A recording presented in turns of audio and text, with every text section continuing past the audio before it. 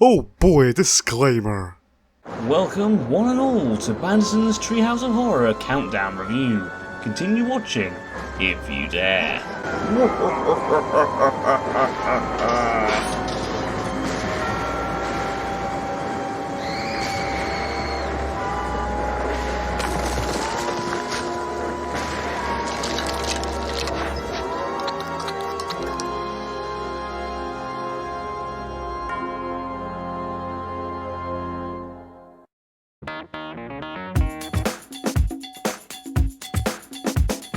The intro to this installment can only be described as an acid dream. We see Bart, Lisa and Maggie going trick-or-treating in a very odd animation style whilst a Grinch-esque song is played in the background. On this filthy night of evil, little gaudy beggars stroll, as they lure those ghosts and goblins, hungry for their innocent soul. The animation, in all fairness, looks really good. Who animated it? John Crispolucci from Ren and Stimpy fame and not known for anything else. Oh Jesus Christ! All of a sudden, a bunch of ghosts decide to attack them, including a giant Frank Grimes ghost who tries to eat Bart's soul. The kids escape and make it home, where Frank Grimes' ghost then kills Homer. Marge then breaks the fourth wall, and that's it. We don't even get a title card. 25 episodes straight we were given a title card, but here, we aren't. Being honest, I'm not too fond of this intro. The song is pretty cool and the animation is interesting, but overall I found it dull. And no title card? Really?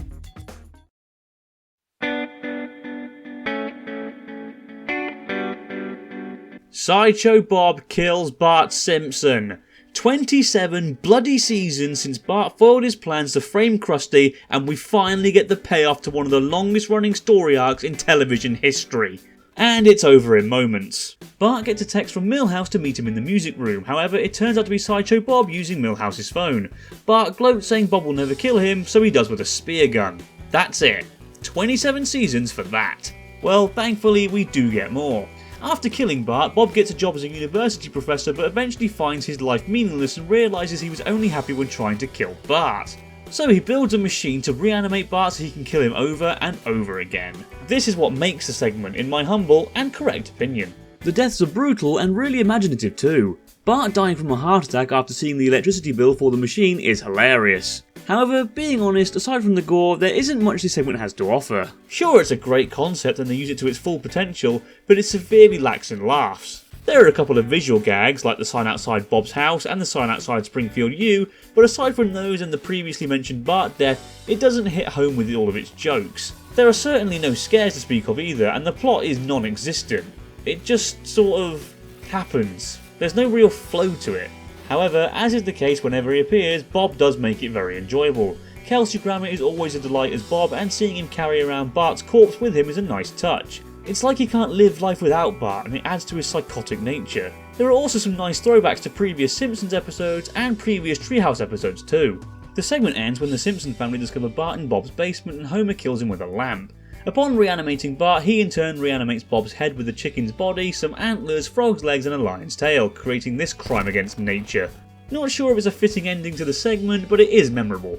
Wanted, Dead Then Alive gets a 7 out of 10 from me. It's not perfect by any means, but there's enough awesome deaths and gory moments to keep people entertained throughout the segment's run, and a few funny gags and moments add to the charm.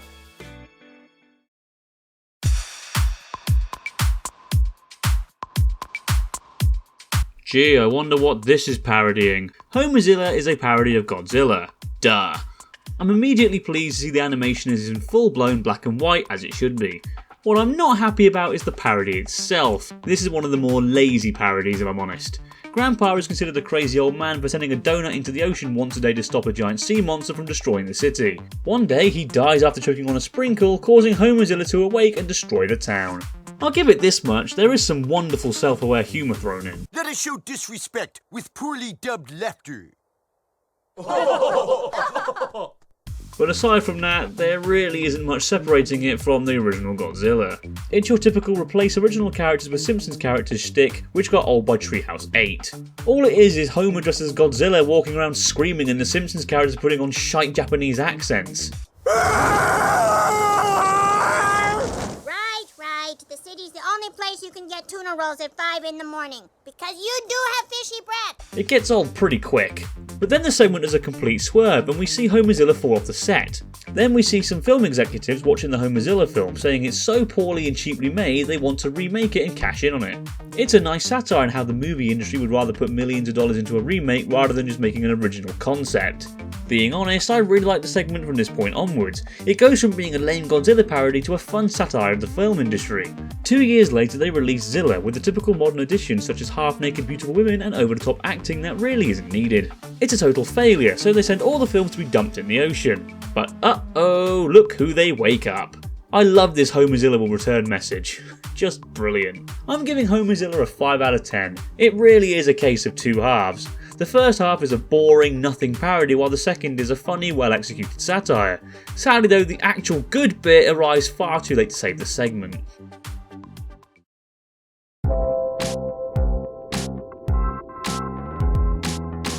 Whilst out butterfly spotting, Milhouse falls down a hole and Bart and Lisa jump down to save him. Whilst down there they find tons of nuclear waste from the power plant which explodes, blowing all three of them back up the hole. When they awake, Lisa and Milhouse discover they now have telekinesis. It's an obvious parody of the film Chronicle.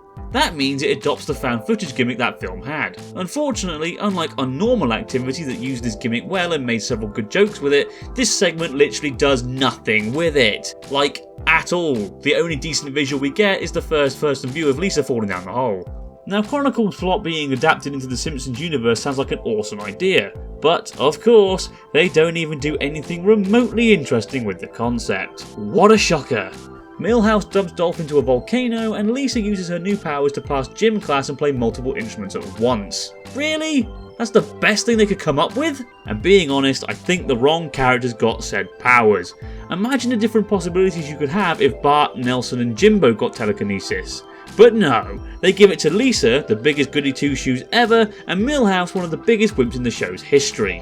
The ending is balls too. Milhouse gets drunk on his power and you'd think that would liven the segment up a bit, but no. All he does is fuse his parents together and make stone statues of himself. Then he gets struck by lightning and killed. Turns out this was Maggie, who also got telekinetic powers after using a plutonium rod as a pacifier. Does she do anything interesting? No. Then we see Kang and Kodos complaining that they only got given a cameo. Kang gets angry, causing the animators to change the aspect ratio from 16:19 to 4:3. When the Kang and Kodos cameo isn't even worth your time, you know it's a bad segment. I'm giving Telepaths of Glory a 3 out of 10. It's not offensively bad per se, but it's just insufferably boring and they did nothing with the concept that had every right to be awesome. Oh, and it lacked in any sorts of scares or comedy. What a joke.